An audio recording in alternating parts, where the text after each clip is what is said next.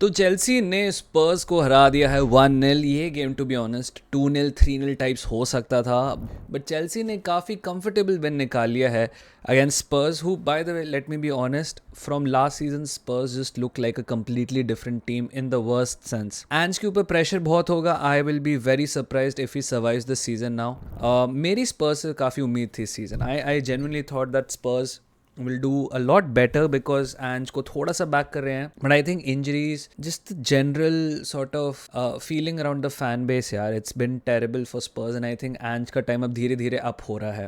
Spurs बहुत कम threatening लग रही थी मुझे इस गेम में। They had a couple of chances, you know, एक सार का गोल था जो chalk off हो गया because of a foul he committed. Son had a golden opportunity, but other than that Spurs really did nothing यार।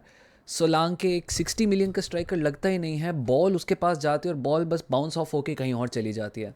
ऑडेबेयर को खिलाया था, he is not doing anything. Son looks finished. Maddison, come on man, क्या ही है बंदा, मतलब this is not the creative attacking player that Spurs really need. Bentancur was fine, Bergvall was fine, Van de Ven Romero I think were okay, but first 60 seconds में ही Chelsea गोल मार सकती थी अगर जैक्सन फिनिश कर देते। फर्स्ट 60 सेकंड्स में ही post पे लग गई थी ball and that pretty much set the tone for this game. पहले 20-25 मिनट में चेल्सी काफ़ी डोमिनेटिंग थी। दे वर क्रिएटिंग चांसेस, पोस्ट पे मार रहे थे, टेस्ट कर रहे थे कीपर को, बट धीरे धीरे स्पर्स गेम में आता रहा एंड हाफ टाइम तक गेम 0-0 चल रहा था, which I felt in the balance of play was okay. Chelsea should have scored बहुत जल्दी, बट स्पर्स ग्रो करते करते I thought 0-0 is a fine, एक draw is a fair result. Second half में आते ही आई थिंक एंजो फर्नांडिस ने एक गोल मार दिया था and he exploited a very crucial weakness in Spurs का defense, which is that they are terrible at marking. Van de Ven Romero same player के लिए जा रहे हैं जैक्सन के लिए। एंजो फर्नांडिस एक टिंगू सा player, let's be honest, is scoring a header and Spurs का बैक पोस्ट पूरी गेम एक्सपोज था। Jed Spence was too far away, the centre backs were not marking, crosses रुक नहीं रहे थे एंड पामर की क्या इंटेलिजेंस है। इवन आफ्टर दैट असिस्ट जितने भी पामर ने क्रॉसेस मारे हैं, all of them were going towards that far post. Chelsea could have had a second from a Moises Caicedo strike, but वो भी offside chalk हो गया था। कोलविल थोड़े से आगे निकल गए थे and that could have been 2-0. एक चांस था सांचो के पास, but it was a good keeper save, but I still think सांचो जैसा प्लेयर जिसका हम सबको पता है टैलेंट अच्छा है, should have still buried it. So Chelsea honestly could have won this game an easy 3-0 यार, but Spurs के बारे में we really don't know what Spurs का क्या होगा. Will Ant stay? How long will he stay? And they're still somehow alive in the Europa League. What this does for Chelsea though is keeps their top 4 hopes alive. मुझे लग रहा था अगर आज Chelsea हार जाती है, पॉइंट्स ड्रॉप करती है, टॉप 4 इज गॉन, फिर 5th स्पॉट की ही मतलब बदौलत ही चैम्पियंस लीग पे पहुंचेंगे. बट आज जीत के they started the day in the 6th position, they finished it in 4th and now top 4 really looks good because Chelsea को कुछ गेम्स जीतने हैं एंड स्पर्स को जीतना बहुत इंपॉर्टेंट था. आगे वाली कुछ अभी जो गेम्स आएंगे they are मेरे हिसाब से more winnable before the end of the season when they start playing the Forests and the Liverpool and stuff. वहाँ पे थोड़ा टफ होगा. सैंचेज ने आज despite the goal that got choked off जिसमें उनका सेविंग बहुत बेकार था, ही still ended up saving 2 points at the end. जब सॉन का एक शॉट उन्होंने फुल स्ट्रेच पे बचाया था, Son should have done better, but ठीक है, आज सैंचेज ने he sort of redeemed himself. Still, that goalkeeping debate for Chelsea will be on a lot. Now let's talk about Gabriel's injury. Gabriel को एक hamstring injury होगी जिसको require होगा surgery. That means he's going to be out for 3 to 4 months. He misses the rest of the season and will probably miss pre-season as well. हम शायद से Gabriel को देखेंगे at the start of next season. ना आपको पता है hamstring injuries कितनी नोटोरियस होती हैं फॉर बीइंग री इंजर्ड. ये एक ट्रेंड हुआ है प्रीमियर लीग में जहाँ पे हैमस्ट्रिंग इंजरीज का रेट डबल हो गया in the last 2 decades. Now 24%, that is almost 1 in every 4 injuries is a hamstring injury in the Premier League and this is going to be a broader trend in football. जैसे football calendar ज़्यादा hectic होता रहता है and जितना players को overwork करते हैं. हम देख रहे थे इस सीज़न जैसे बार्सिलोना को ओसासुना के मैच तक 1 या 2 दिन का ही रेस्ट मिला था. लास्ट 1-2 सीज़न पहले हमने देखा था that Liverpool had 2 matches in 2 days in 2 different continents. City का अगर आप वर्कलोड देखोगे पिछले सालों से, आप देखोगे इट्स ऑलमोस्ट इम्पॉसिबल कि रॉड्री जैसे प्लेयर को ACL या कुछ इंजरीज ना हो जाए.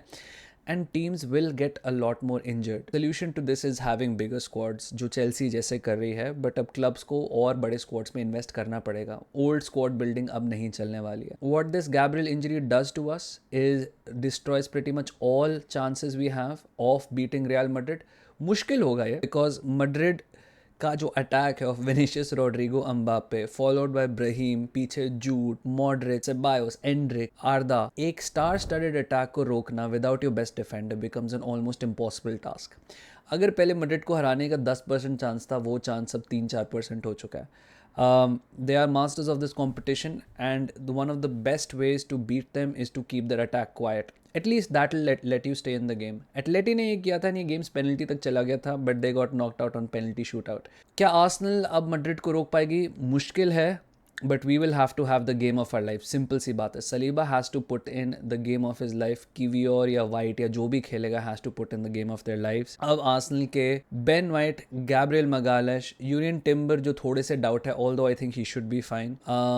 टोमियासू वगैरह. Now we're losing defenders and now Gabriel is injured. I understand कुछ फैंस को लगता है ये आर्सेनल की गलती है, आर्सेनल में आर्टेटा इनको इतना भगाता है and everything. And I completely understand ये थॉट प्रोसेस कहाँ से ओरिजिनेट होता है. बट अगर आप प्रीमियर लीग में ब्रॉडर ट्रेंड देखोगे, Arsenal neither have the most hamstring injuries, 1 and 2.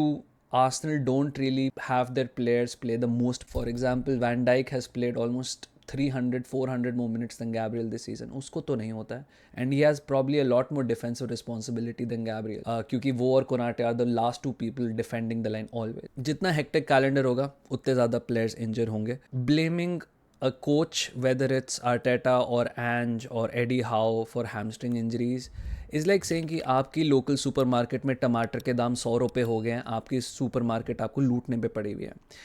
टमाटर के दाम प्रॉब्ली ओवरऑल हाई हो गया और आपकी supermarket is just following a trend, and that's probably the reality of everything else. Spurs have had the most, I think one of the most hamstring injuries. I think Chelsea के actually सबसे ज़्यादा hamstring injuries हैं, but Spurs have pretty much the highest hamstring injuries की rates, Van de Ven being one of the most, and उधर and Arsenal के play style में कोई similarity नहीं है. अब भागने वाली बात कहोगे कि आर्टेटा सबको भगाते, तो देखो फुटबॉल एक भागने वाला स्पोर्ट है, एंड आजकल का स्पोर्ट ऐसा ही हो गया है, especially Premier League top level athletic football, कि आपको बहुत भागना पड़ता है. बार्सिलोना भी बहुत भागती है, मैड्रिड भी बहुत भागती है, bye the way. Every team runs a lot.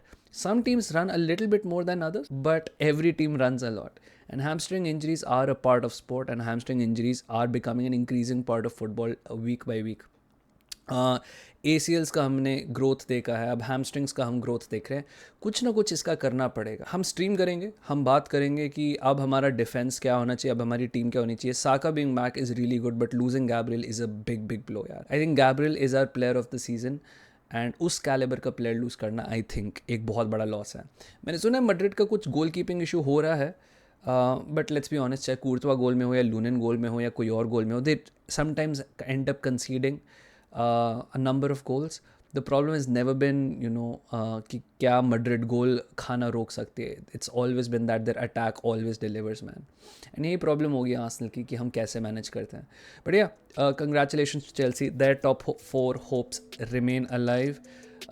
And देखते हैं, मैड्रिड का गेम अभी 5-6 दिन में है, so let's see how that turns out. See you all soon. Tata, see you, bye.